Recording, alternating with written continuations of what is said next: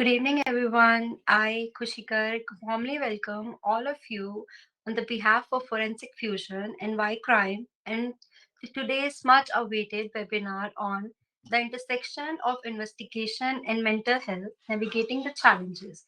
It's truly an honor to have attendees joining us from various parts of the world to explore this crucial and often overlooked topic. In the realm of investigations, the intersection of mental health and investigative processes holds significant importance. From the emotional toll on investigators to the trauma experienced by victims, mental health is a critical factor that shapes decision making, workplace resilience, and justice delivery. Today, we aim to explore these challenges, understand the impact, and explore solutions that foster both effective investigations and mental well being. We are delighted to have Mr. Omar Saad, an esteemed forensic scientist and mental health worker, as a guest speaker for this session. His expertise and insights promise to provide invaluable perspectives and practical strategies for addressing mental health challenges and in investigative environments. Before we begin, here are the few general instructions for everyone. First, please keep your microphones muted and cameras on during the session. If you have any question or doubts during the lectures, feel free to drop them in the chat box. This will be addressed during the Q&A sessions at the end. Once again, thank you for being here. Let's make this an engaging and hello, can we please be muted? Before we begin, I'd like to introduce you all to Why Crime and Forensic Fusion, two pioneering organizations that have joined forces to bring knowledge and expertise to the forefront of forensic science and criminal investigations. Why Crime, founded by Mr. Shakil Hassan, is a leading crime news media house specializing in providing hands on training for forensic and law students. Through internships, Why Crime equips students with skills in case of FIRs, RTIs, and a depth case study. The Y Crime app, available on the Google Play Store, offers content across categories such as forensic science, cybercrime, drug crime, criminal law, and daily crime news. With collaboration involving renowned crime journalists from India Today and Aaj Tak, Y Crime is a hub for crime related education and news. The organization is also working on a new and exciting project in collaboration with Invansara Forensic and forensic psychologist Mrs. Krupa Nisa. On the other hand, Forensic Fusion, founded by Mr. Swapnil Bhattacharya, is redefining forensic science and education, guided by the mission to democratize forensic knowledge. Forensic Fusion has become a beacon for students, professionals, and enthusiasts alike. From free webinars to engaging YouTube content, this dynamic startup makes complex forensic concepts accessible and easy to understand. Through collaborative projects and innovative teaching methods, Forensic Fusion bridges the gap between curiosity and professional expertise, empowering learners across the globe.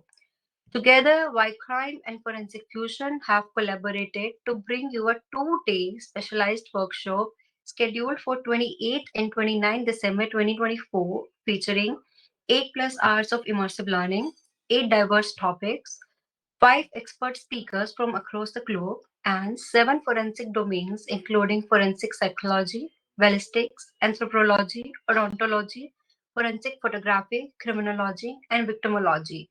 All of this is available for just rupees 299. Detailed information will be shared shortly in the guest lecture group. Don't miss the opportunity to enhance your forensic knowledge, so register now.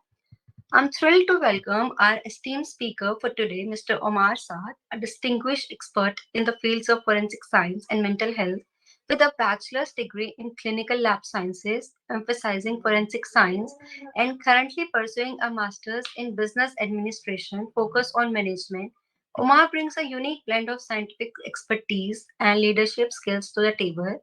Throughout his career, Omar had demonstrated exceptional commitment to mental health advocacy, forensic investigation, and humanitarian efforts. His expertise includes working as a helpline and assessment officer with a Helen Barrett, providing a critical support for LGBTQIA+ community, and serving as a lifeline operator for the National Lifeline for Emotional Support and Suicide Prevention under the Lebanon Ministry of Public Health. As the PSS Facilitators Team Leader at the Islamic Welfare Association, Omar has coordinated psychosocial support programs, especially for children and caregivers, ensuring their emotional well being. Additional, his hands on role as an emergency medical technician with the Lebanese Red Cross and a social worker have further enriched his ability to respond to the crisis with empathy and professionalism. Omar expertise is complemented by certifications and training in resilience building, psychological first aid, and the management of psychiatric disorders. He has also contributed to the impactful projects like Mental Health on Wheels and actively participate in workshops on forensic psychology and international criminal law. Today, Omar will guide us through the intricate intersection of mental health and investigations, sharing his invaluable insights and experiences. Please join me in giving a warm welcome to Mr. Omar Saad. Now I'm handing over the mic to Mr. Omar Saad. Thank you. Hello, everyone. Thank you for this amazing introduction, and I'm really proud to be part of you now and be a guest speaker in handling this sensitive topic. Just I want to ask if my voice is clear and if you can see the PowerPoint. It's clear and you're clearly audible, sir.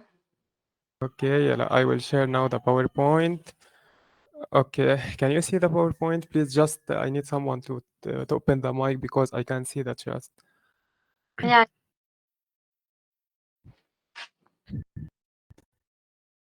Okay, okay, great. So, welcome everyone. Today's topic is about the intersection of investigation and mental health. Okay, navigating the challenges. Okay, so the objective of our session is to understanding the mental health and investigative environment, the role of mental health in investigative decision making, supporting mental health in investigative workplace, mental health and victims in investigation, after effects on wrongly accused individual, and we will have a case study. Let me start by a small question. Does anyone know what is the impact on investigations, the impact of investigation on mental health, or what may mental health affect the investigation process? Does anyone has any answer?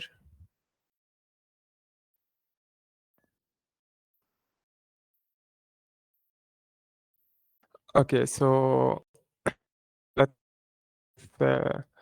sorry guys, just 1 minute. Arushi, can you answer please? Good evening, sir. Good evening. Sir, I would like to say that if a person is not mentally stable, or if he or she is feeling a trauma or sad, so they would not be able to like answer our questions very, nicely or in a well manner. So it may affect the investigation negatively. Okay, excellent answer. Does anyone has any other answer? So, what do you think the main like mental health illness can someone affect with or suffer from? Mental trauma with international yes, yes, exactly. Uh, okay, personal distress. Other than that, like, does anyone know any mental health issue? Like, I don't want. I don't want the symptoms of this. I want the name of the mental health illness. Okay, that's totally fine, guys. We are here to learn. Okay, so yes, thank you. Thank you, Ding. Depression and anxiety. What else? Yes, excellent. PTSD. Okay, can you please, can someone tell me what is PTSD? It stands for what? Bipolar disorder, OCD, yes. So post-traumatic stress disorder. Yes, excellent. Thank you. Okay. Do you think someone who's or the stress could affect investigation?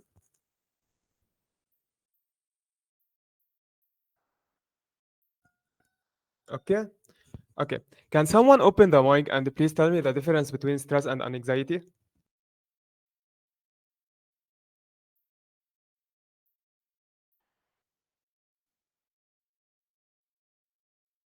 Or just write it as you're doing. That's totally fine. No pressure.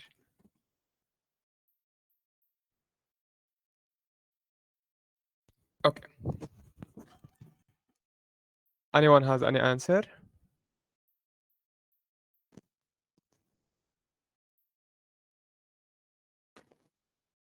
Okay. Okay. Excellent, guys. Well answered. Okay. Now I will start going through the slides. Okay, the slides are a bit. Someone raise his hand. Okay, yes, please, guys. If you want to answer, please just unmute yourself and answer. Okay, I'm not able to see the screen of. Yes, yes, Arushi. Sir, we can say that the people who are under stress, they can experience like mental and physical symptoms like anger, fatigue, and anxiety. In anxiety, we can say that people are going from excessive worries, and we can say that stress can be like it's not as much, stays longer, but the anxiety, it keeps on going us from day to day life. Okay, stress means external pressure on trauma, and anxiety means internal and constant worry. Okay, we will talk more about this part. Okay, guys, can you hear me well, right? Sorry, I'm in Lebanon facing bad weather, so we are facing some internet situation connection problem. Okay, so I'll start with understanding mental health investigative environments. As you mentioned earlier, so stress and anxiety, depression is one of the most important mental health that affects the investigation process. Okay, stress and anxiety, the unknown surrounding the outcome of investigation can lead to chronic stress and anxiety. Individual may worry about their consequences. Okay, what will happen next? Okay, what I am doing right now, is I am doing the right thing or not? Okay, fear of negative outcome. Okay, what I am doing is right. Okay, what will happen also next?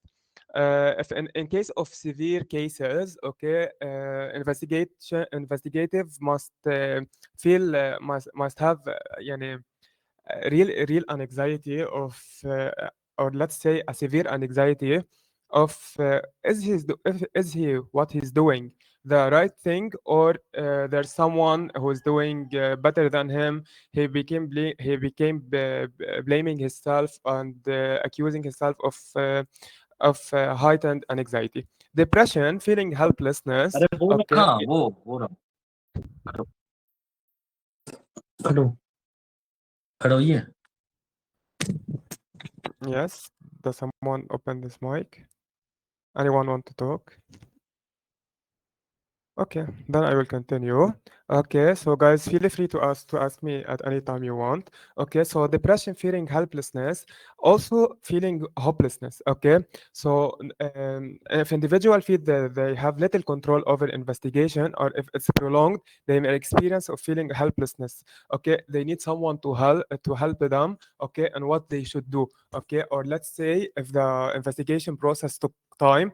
Okay, when it will end, will I find a solution? Will I know anything about this case? So then the depression and the part of feeling helplessness and hopelessness can appear. Social isolation. People going through investigation, particularly legal or criminal ones, may feel isolated from people, from family, from friends, even from the people who loves. Okay, because they have work, they are not feeling good. They saw a lot of cases that is difficult, like child violence or other. We'll talk about it later. Sleep disturbance. No one talk about it. Sleep disorder. Since many people, many investigators um, undergo stress and anxiety. This stress and anxiety caused by ongoing investigation can interfere with the sleep patterns. So people will not sleep well. They will have lack on sleep. Okay, they will start having emotional distress. Um, maybe also they will take sleeping pills to sleep. Okay, stigma and social repercussions. Okay, judgment from others. Okay, it's the most important, literally, guys, the most important thing that investigator might have. Okay, that is judgment from others. Okay, so since what you are doing, okay, can lead to many consequences. Okay, the stigma and the afraid of what I'm doing is right or wrong. Will I be judged by others? Will will people or will this what I am doing damage relationship with anyone? Okay, this will affect them. Okay.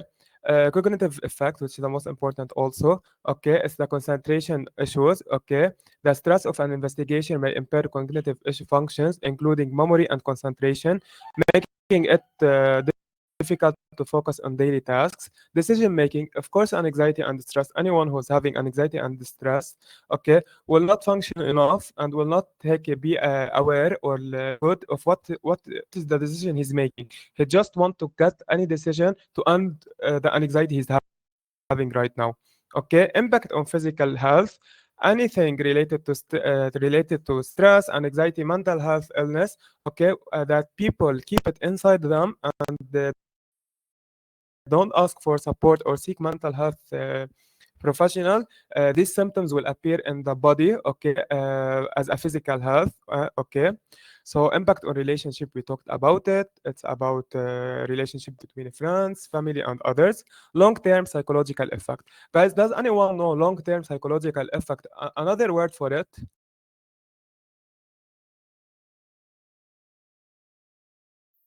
Does anyone know the long-term effect? Long-term psychological effect? Yes, chronic, or we talked about it before.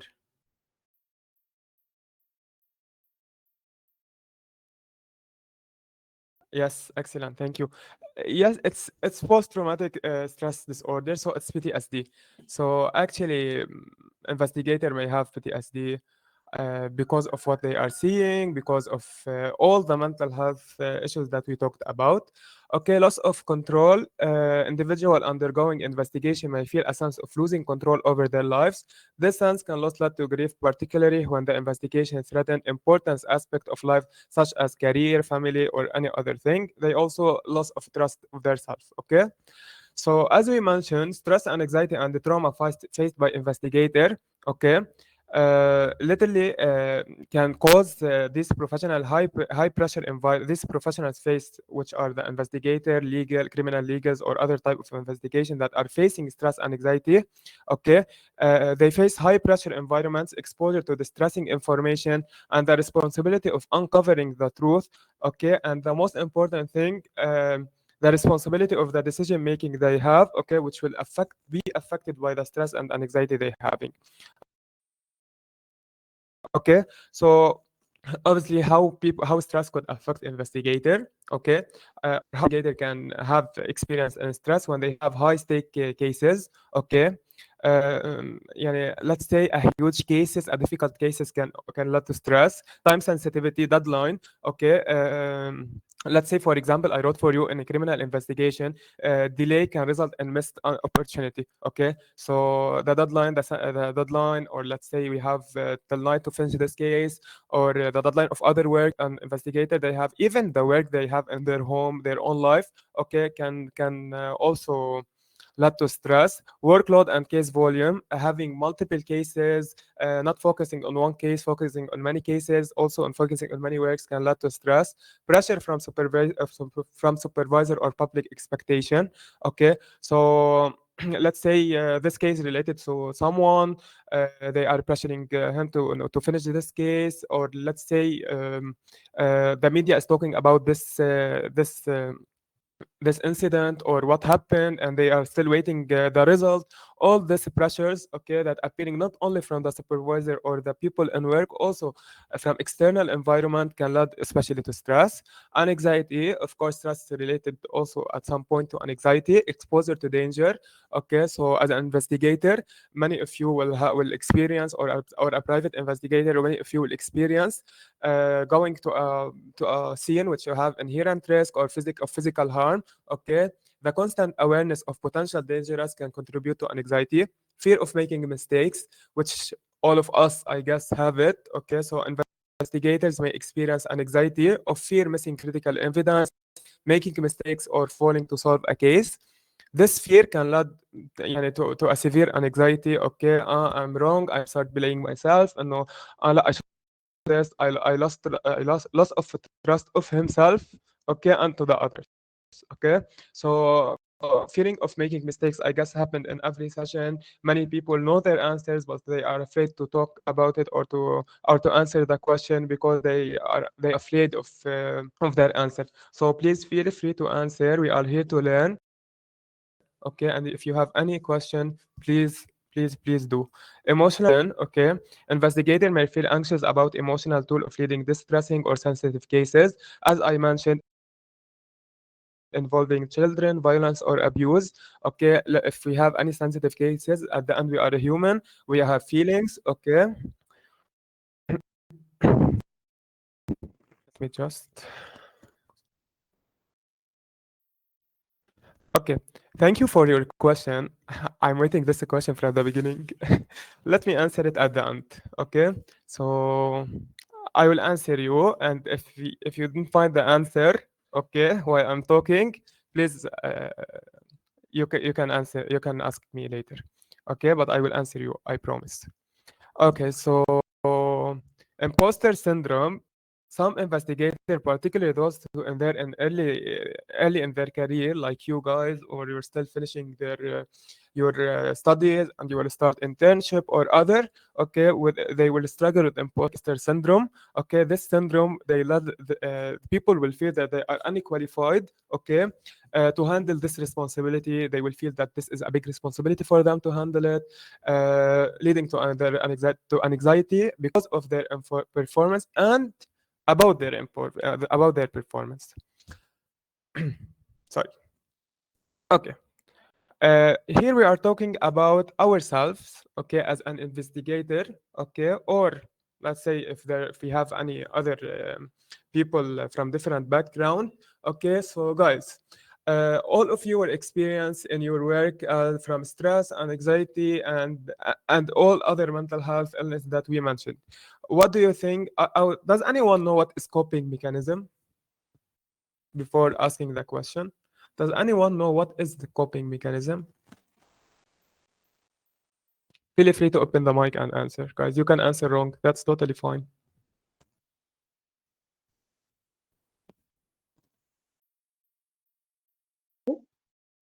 Yes, Uh, please answer, Janet. yes, sir. So basically, coping mechanism is the strategies which we take to cope up with some stress or anything, situations which are going through.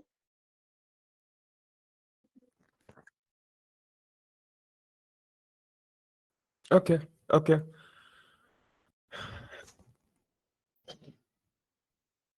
Okay, so guys, you related to one mental health illness. It's related to all the mental health illness, and coping mechanism may not be related to mental health. It can be related for your own life, for your own routine life. Okay, okay. So can I ask someone? I will not choose, guys. Please, someone answer. Okay, um, anything of coping mechanism they do. Okay, to relieve stress in their work, in their studies, or what they do when they are facing anxiety or sleeping disorder.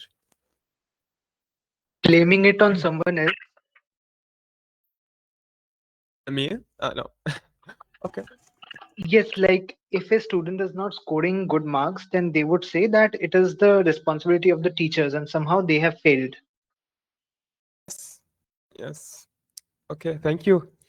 There is denial also, like not accepting the thing that happened to them. Good. Good. Uh, drug. Okay. Exercise, meditation. Okay. Prosecuting. Selective remembering or selective forgetting. Sorry, I didn't hear your answer. Selective remembering or selective forgetting. Like let's say something very bad or very terrible happened. I like the brain chooses not to remember that. Yes, it's a bit difficult. Okay. You need something to help you with this, but we can talk about it later. it's going, you are going like now through therapy, something that therapist can do, can help you doing it, because it's a bit difficult to do it alone. But you know, yes, if you can do it, then wow, actually can ask for professional help also in that case. Yes, exactly. Exactly. Okay. So coping mechanism. Okay. As you mentioned, guys, seeking professional help, therapy or counseling, especially conjunctive behavioral therapy. You can ask me about it if you want. I can answer you, but I prefer not going through CBT and DBT and others. Okay. These are techniques that therapists used. Okay, to help people. As investigator, the most efficient therapy technique used is CBT. Okay, can help because it can help individual manage their emotional challenges, okay, of investigation. Building a support network, supporting from family, friends, peer groups can buffer some of negative effects. Okay, I'm at work right now, I am with my friends, I am working at home, whatever. Okay, the support network behind me, okay, will help me. If I have support network behind me, it will help me avoiding this negative effects, and it's one of the coping mechanism. Mindfulness and relaxation technique. Okay, so mindfulness and meditation. Okay, so I just want to see someone.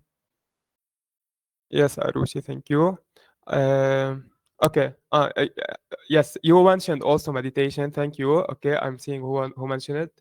So meditation, it's one of the most important coping mechanism, because it's the stress relief activity.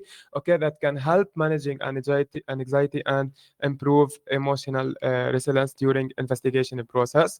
So whenever you have time, just go sit, meditate, like do meditation, think of something you love, you would like to do. If you're having stress, you can use 5 4 3 2 1 technique. Use your sense, sorry, to help you stress relief. Okay. Also, as we mentioned, peer support and supervision. Okay, this peer support and supervision must be inside your workplace, inside your work environment, like having supportive team, colleague. Okay, so that help you to stress relief. Professional therapist. Okay, many investigator benefits from professional mental health support, such as counseling or therapy, to help them process the trauma and manage anxiety. Mindfulness and stress reduction technique, as we mentioned, meditation, relaxation technique, debriefing. Okay, so let me first finish physical activities and hobbies. Physical activities, everyone has his own hobby. He can do it.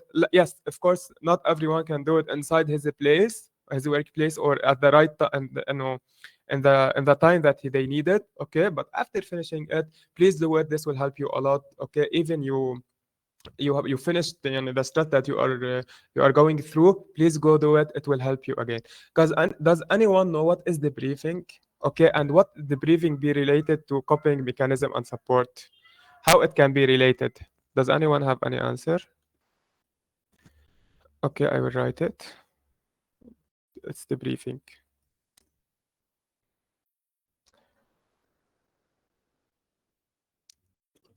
Okay.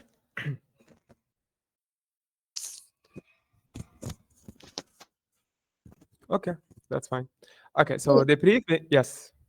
Who's answer? from the basic understanding I have of debriefing, it is one of the ethics in psychology where the professional has to debrief about whatever situation that they're going through.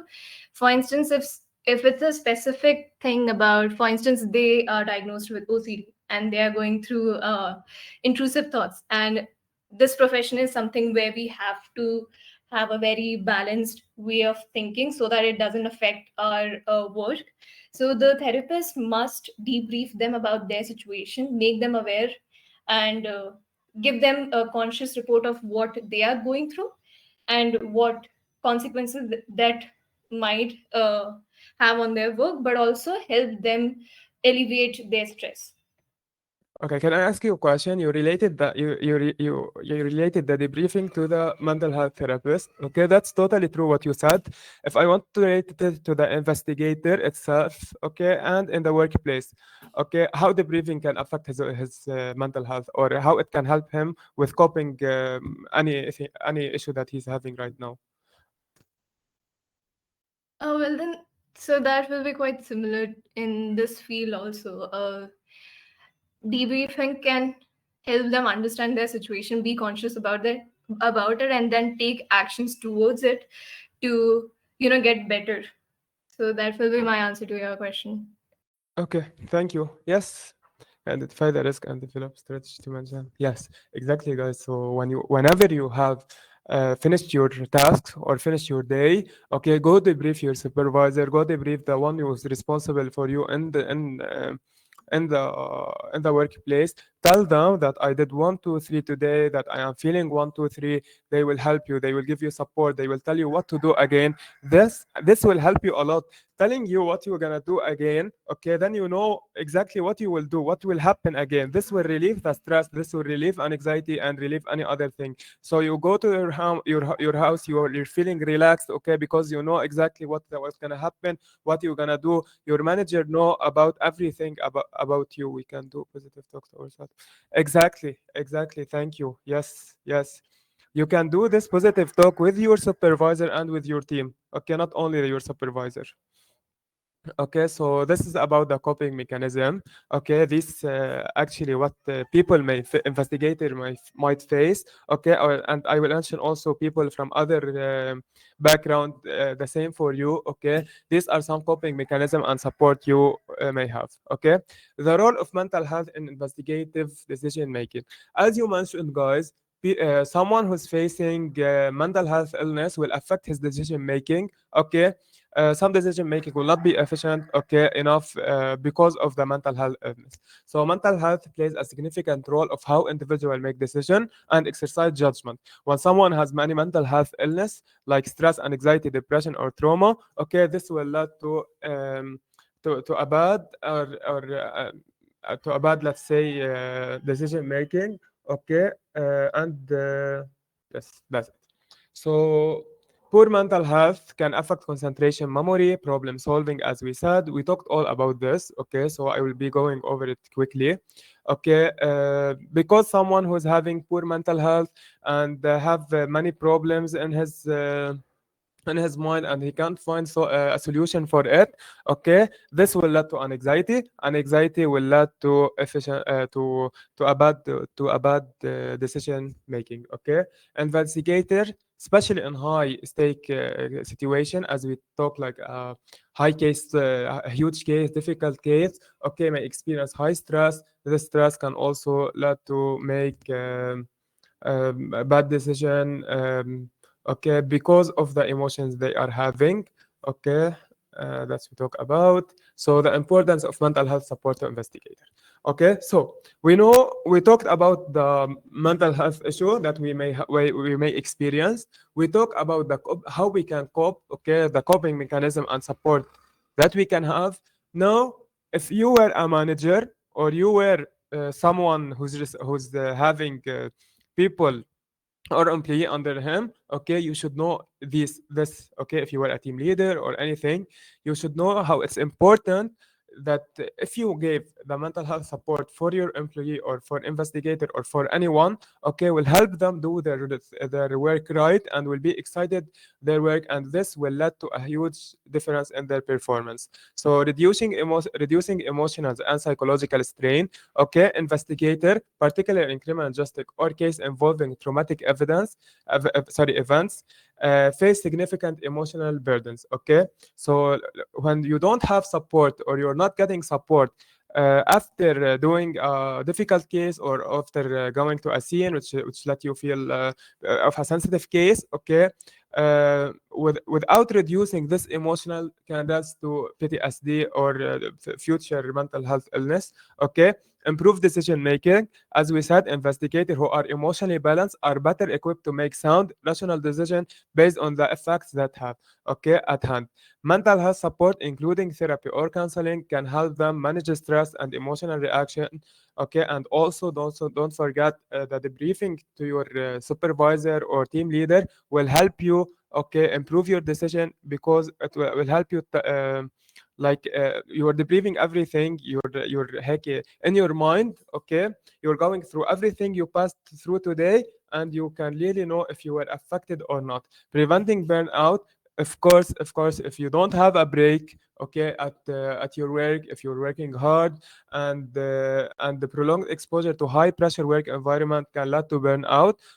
So the debriefing session, stress management training, or seeking professional health can help you to maintain your effectiveness over the time. Enhancing job satisfaction and retention. Offering mental health service not only help individual in coping, but enhance job satisfaction, making them more likely to stay in their role and continue performing well. As we said, so, you will find a huge difference between the performance before and after seeking mental health. Promoting a supportive work culture, working with a culture that where everyone there is being bullied, and or whatever. This will not help at all. No one will stay in this toxic environment. Everyone will leave. So promoting a supportive work culture without blaming or without bullying or without anything, just support your team. Will help you see how this workplace is gonna be. You gonna see also, you can see how it's more effective and better and high overall well-being. Early intervention of mental health issues. As we said, prolonged here, as I mentioned, prolonged exposure to high pressure work environment, this can lead to burnout. If we early detect the mental health issue, and the people and the investigator who are struggling can seek help, because their mental health challenges significantly impact their work. So ensuring them to remain effective and healthy. At the end, strategies to avoid bias during due to emotional fatigue. Self-care and stress management, regular supervision and peer support, debriefing, mindfulness training help you to stay focused and present in moment. Training in bias awareness, taking regular breaks. Most important if you're working in high sensitive work environment. If you're working a lot, taking multiple tasks, break is the one of the taking regular break is the most important. And of course, work smart, not hard. Okay.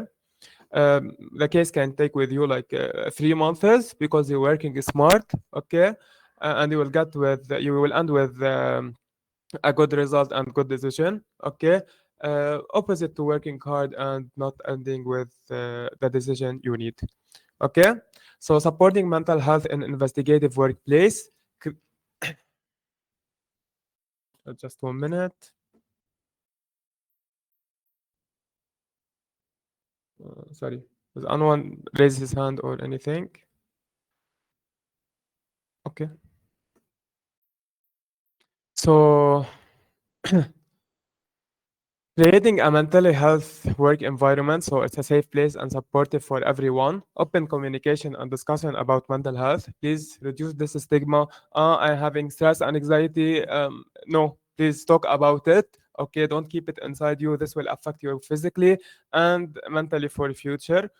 Mindfulness and stress reduction technique, training for mental health awareness and support, resource available for mental health care for investigator. Each one will have like therapy or a therapist or professional mental health, so he can ask, or she or they can ask them whenever they need. Okay. Trauma informed care, sensitive cases, child abuse, violence, and feedback mechanism. This will help a lot. Okay. So mental health and victim invest. Okay, sorry. Can I ask how much time we still have? Yes, sir. We are flexible with timings, so there's no issue with that. Okay. Okay. Great. Uh, Okay, so victim involved in investigation, whether they are witnessed, survivors, or if crimes or people affected by other type of incident often face significant mental health challenges. Okay, this is the most important part. Okay, so the mental health also affects the victims. Okay, and the investigator itself affect the victims mentally. We will talk about it now. Okay, so the importance of mental health support for investigator. Psychological distress. Victims of crime, accident, or traumatic events may experience a range of psychological symptoms, God, sorry, including anxiety, depression, fear or confusion. Okay.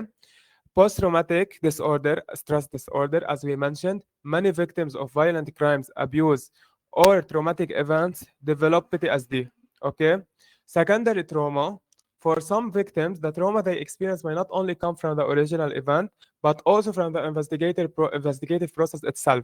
When we are asking someone who's who had violent crimes or abuse or anything, repeating the question, okay, every time asking, oh, can you remind me what happened? Okay, is this because of you? Let's say if we have sexual abuse, this happened because what if you were wearing? Okay, this will lead to the victim having secondary trauma just because of what we are asking and what we are thinking that it's good. Okay.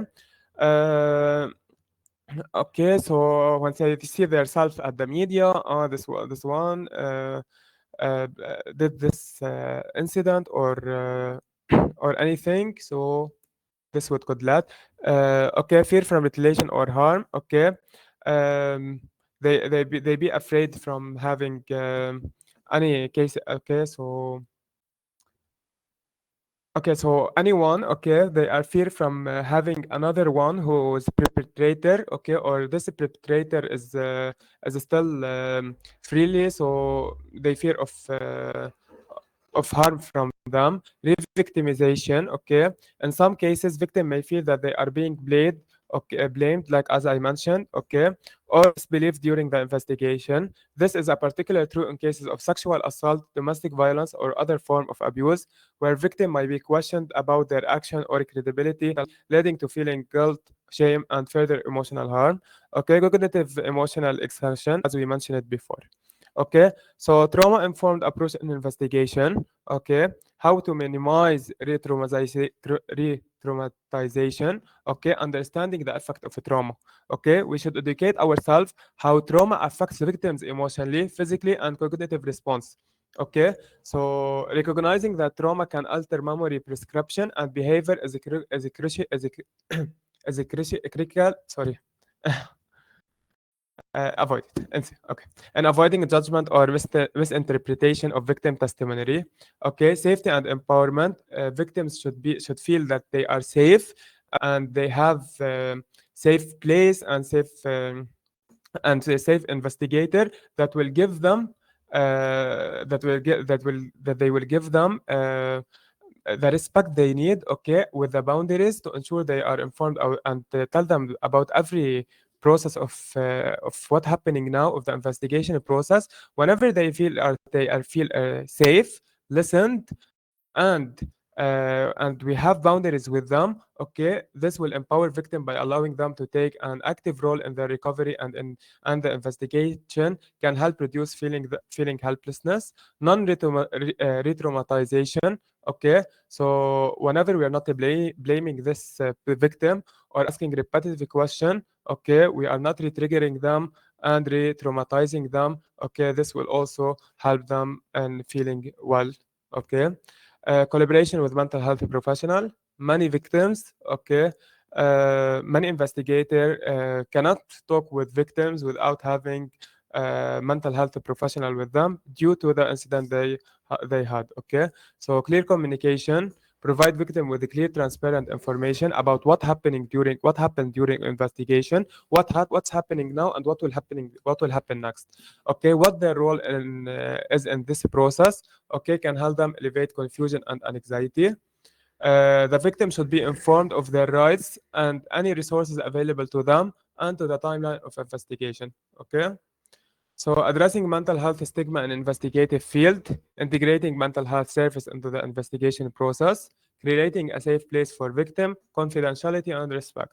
Okay, don't forget that respect is one of the most important thing you should give to the victim. Okay, As investigator, your victim must be respected, okay, must be in a safe place to answer the questions. They should have mental health professional with them. We should give them the safe place, okay? We should give them their rights.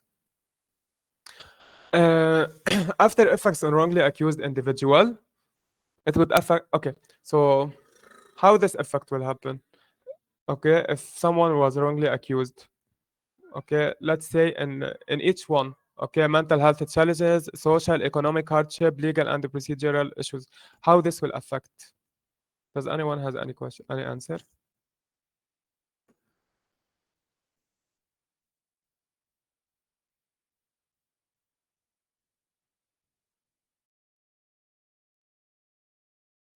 Okay, can you please keep the question till end? I will answer you.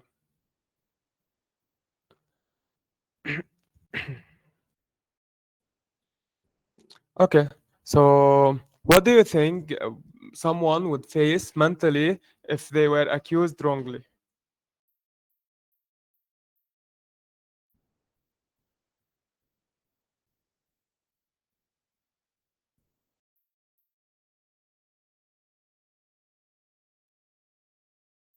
Excellent, yes. Okay, so someone is writing. I'm just waiting 1 minute.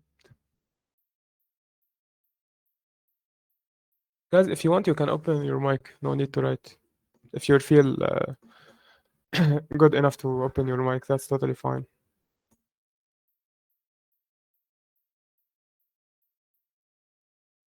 Okay, then I will start before. Okay, please keep writing your answer. I will check it. Okay, but let me just start because of the time.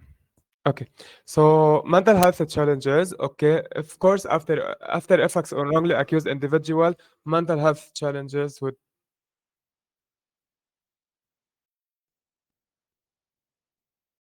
yes, he or she may be suspended from job. That's exactly what is legal. Individual might end being jobless. This social stigma, social negative, society negative perception might. They're right. Exactly, guys. That's what I want to write. What to say now. Okay, so mental health challenges, emotional trauma, being wrongly accused of a crime, cause significant emotional turmoil. Okay, even after being exonerated, many individuals might suffer from anxiety, depression, PTSD of what happened with them, loss of identity and self worth. Okay, wrongfully accused individual often experience a crisis of identifying identity, feeling disconnected from their previous sense of self. Okay, the most important thing that they might struggle with guilt, shame, and the psychological effect of being presumed guilty. Okay, so stigma and isolation. They start be isolated from people because I am does they believe that I am wrongly accused or not, etc. Difficulty in rebuilding relationship, which is as people mentioned, loss of employment. They wouldn't find another job, lack of compensation. Okay, in many cases, if even after a proven innocent, individual are not adequately compensated for time loss or suffering endured. Okay, so their name will be written. Okay, and this is really difficult. Okay, ongoing legal battles and difficulty in proving innocent. Okay, which is the most thing everyone do is and know that he provide that his innocence. Okay, so do we have time to do the case study? Yes, we do, sir. You can Okay. continue. Okay, so do you want us to do the case study, like give them 5 minutes to do it, or just go through it? Maybe just go through it. Okay, okay, okay. So, guys, this case study, okay, I will just go through over it. Okay, anyone wants to read, or do you want me to do it? Okay, I will read if you want. Okay, the questions I will ask them quickly. Okay, just if anyone has answer, he can answer, and we will go over the answers. Okay, so the assault case of a Jane Doe. Okay, Jane Doe. Jane Doe, a 20-year-old woman, was physically and emotionally assaulted by her ex-partner, John Smith. Over the course of several months, the abuse began as a verbal threat, okay, and escalated to physical violence, including hitting, choking, and threatening to harm her family if she left him. After months of abuse, Jane finally decided to report the assault to the police after a particularly violent incident where she was seriously injured and hospitalized. The investigation. The police began their investigation into the assault. Jane is interviewed by detectives named Sarah Adams, who is experienced but not being specifically trained in trauma-informed interviewing technique. Jane, still emotionally shaken, struggled to recount the events in a coherent manner. During the interview, Jane feels overwhelmed by the detective's questions and is asked repeatedly to explain the details of the assault, which bring us painful memory and emotions. In the following days, Jane is contacted several times by the investigator and asked to provide further information. She also attended the court hearing where she must face her abuser for the first time since the incident. Okay, so she saw her abuser at the court for the first time. Throughout the process, Jane feels a sense of powerlessness and and begins to question whether pursuing the case is worth the emotional toll. Okay, so the assault case of John Doe. Mental health challenges for Jane. Okay, Jane was the victim. What mental health challenges might Jane face as a result of the assault and investigation process? Okay, how might Jane PTSD and anxiety or depression affect her participation in the investigation? Okay, and in what ways might the investigation itself trigger or worsen her trauma? Okay, does anyone have any answer about these three questions? Okay, they are all related. You can just answer one question, يعني three in one. So, what do you think Jane would like have a mental health issue? Okay, or will struggle because of what she faced and still facing. We talked about the mental health issues, okay, stress and anxiety and etc. So, does anyone has any answer?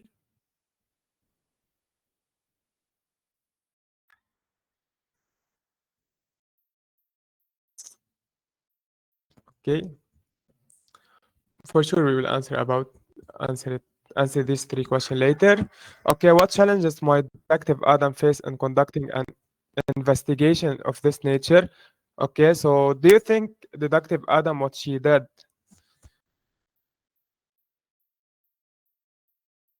Yes, but I mean no. Okay, can you tell me please for which question you answer before answering you?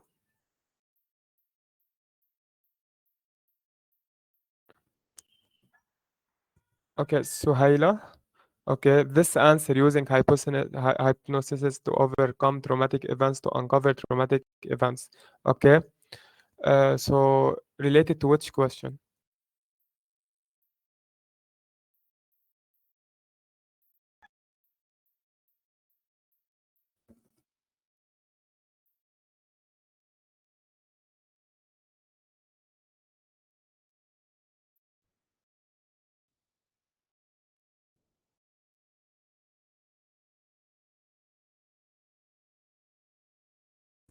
Okay, thank you. Okay, I will answer the same answer. Okay, I would say the same answer of what you said. So yes, okay, we will see it later. I just want to know if you were answering the first question or what. Okay, so I will go to the section where question answering. Okay, but before I will go for the scenario follow up. After the court hearing, Jane began to withdraw the process, expressing the desire to drop the charges due to the stress and emotional burden. Okay, she wants to drop the charges because of what she's feeling mentally. She feels that the process is re-traumatizing her and is questioning whether seeking justice is worth the emotional toll. The investigator is concerned about Jane's decision and feels conflicted about how to proceed. Okay, so now I will go through the questions, okay, with the answer. Okay, so mental health challenges Jane may face PTSD because of what she had, okay, anxiety and depression, re-victimization, and emotional exhaustion.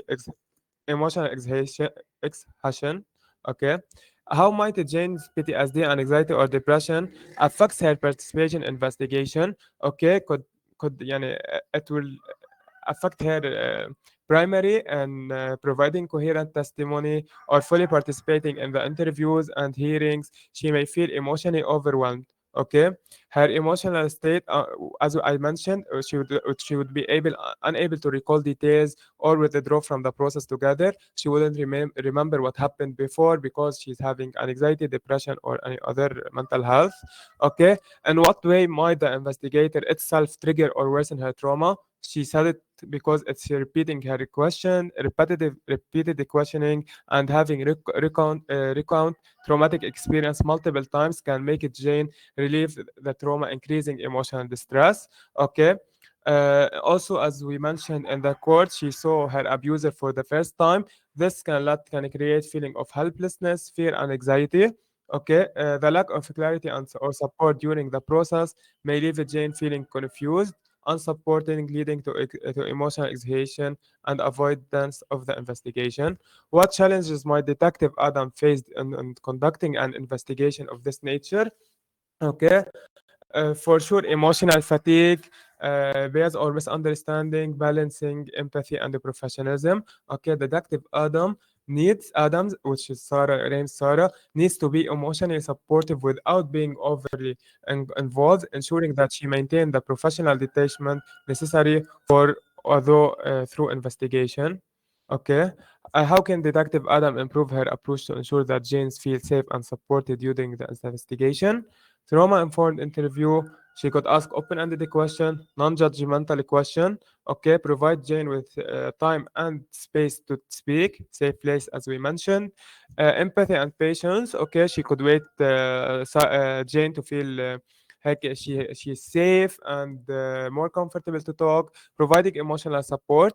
Okay, she should validate her feelings, ask for professional mental health therapy, advocacy team, or counseling to help her process the trauma. What step could be taken to provide better emotional and psychological support to Jane? Offering Jane, as we said, access to psychological support, keeping Jane informed about what will happen next. Okay, a victim advocate can help Jane navigate the legal process, explaining her the right, the process of the case, what will happen in the court, and what will happen next. This will help her reduce the fear and stress of an unfamiliar system. What resources should be made available to Jane? Okay, as we said before, the same thing: therapy, victim advocacy service, and legal aid. Okay, how might mental health stigma impact Jane's willingness to seek participate in the investigation? Okay, this thing is. Jane may feel reluctant to discuss the emotional, okay, impact of the abuse, fearing that she will be labeled as a weak or unstable, which could undermine her credibility in the investigation. This stigma may prevent her from seeking necessary psychological support or fully engaging the process. So, because she's seeking a therapist, she may feel that she will be called as a weak person. Okay, uh, as we said, which could undermine her credibility in the investigation. How Detective Adam and the rest of investigative technique work to reduce the stigma. Okay, normalize the health support. Detective Adam. Okay, so I know what you faced as difficult. Okay, I know. Thank you for being here. Okay, I just have few questions to ask you. Okay, also be respectful for the language. Okay, be empathetic, be non-judgmental. Okay, collaborate with mental health professional as investigator. Ask professional, how should I start? What should I ask her? What question before? Okay, so this will help her in healing quickly. Okay, so always active listening. Okay, validate her feelings. Okay, so Thank you that's so it. much, sir, for your such incredible knowledge sharing with us. The meeting is now open to the Q&A session. Kindly put your questions in the chat box or raise your hands and unmute yourself to ask your questions. Yes. Please activate So partic- please participate actively.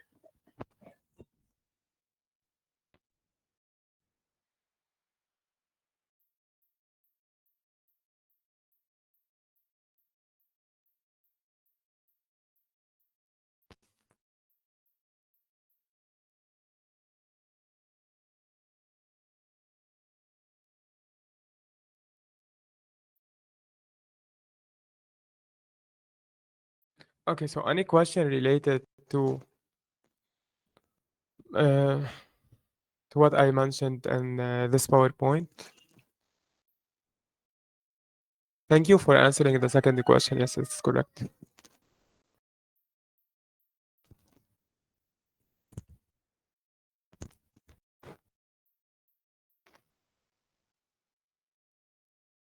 I guess you will be receiving your certificate soon. Uh, I don't know actually about it. You should ask. Yes, thank you.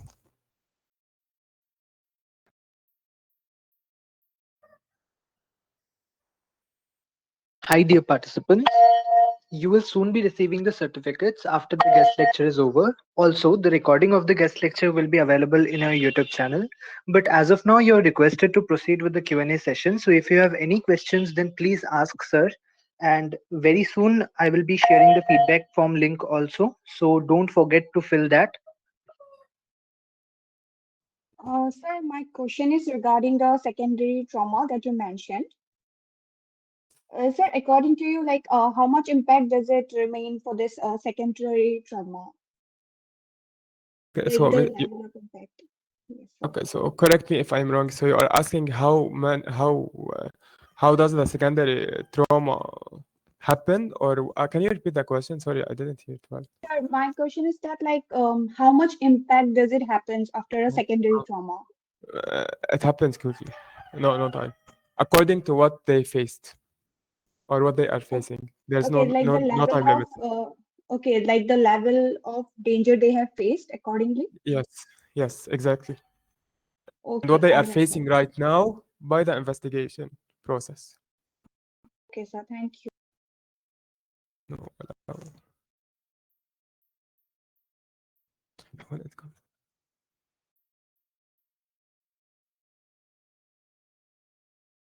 Any more questions?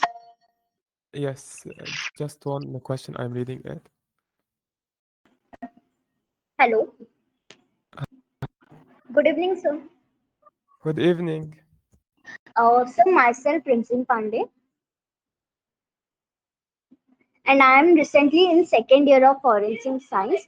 Sir, I need I need to, I have to make my career at the side of this. So, will you please give me some guidance regarding this? Okay, so sorry, can you again repeat your question?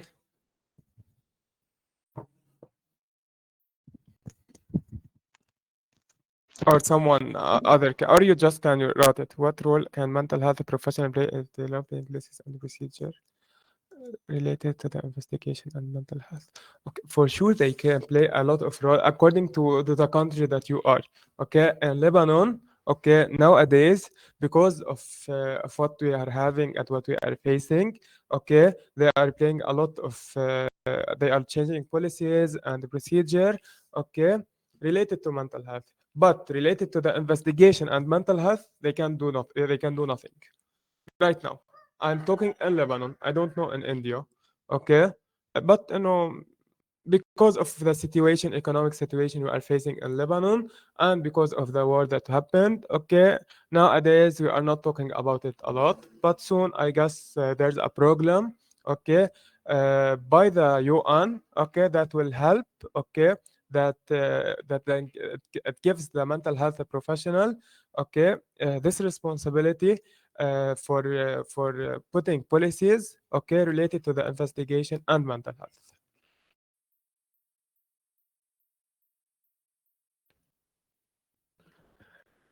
You mean, no, yes, yes, and I can say it's according to you, but from my side, yes, of course it is, of course. By the way, you can have masters. I don't know if in India you have it as a forensic psychology. It's also play a big role in an investigation with victim. Okay, everything we mentioned, you will be learning it in deep details.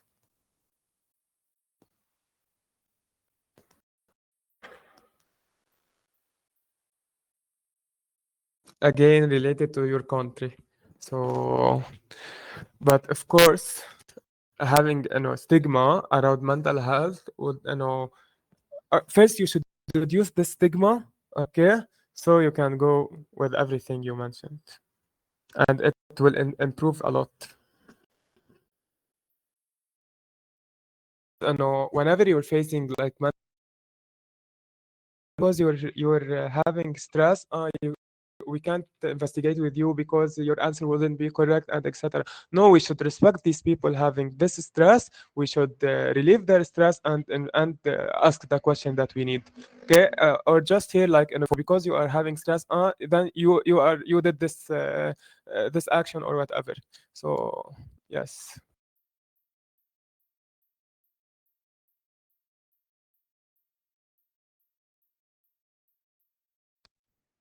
Okay, so any more questions?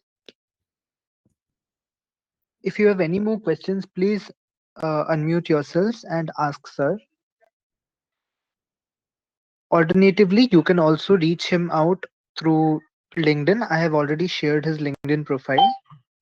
So feel free to connect with sir over LinkedIn. And over to you, Khushi.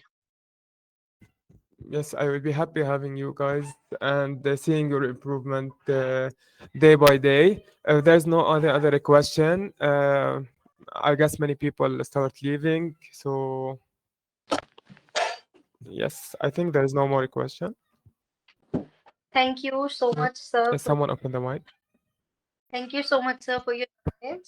As we come to the close of this enlightening session, it is my privilege to extend our heartfelt gratitude to Mr. Omar Saad, whose expertise and insights have made today's webinar on the intersection of the investigation and mental health navigating the challenges truly remarkable. Now I request Mr. Swapnil Bhattacharya, founder of the Forensic Fusion, to present a token of appreciation to our esteemed guest. Please accept this token as a symbol of our gratitude for your outstanding contribution. Special thanks Thank you very much. for your detailed and thoughtful investigation and discussion on the challenges faced by investigators and trauma-informed approaches and the importance of creating mentally healthy workplaces. Your practical insights, backed by your extensive experience, have provided you the invaluable knowledge on addressing mental health in your investigative environments. We deeply appreciate the time and effort you dedicated to preparing and delivering such an engaging, informative presentation.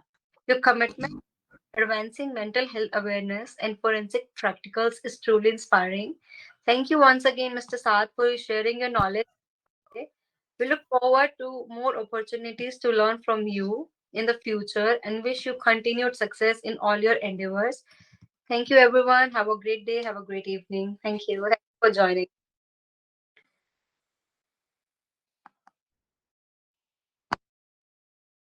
Thank you.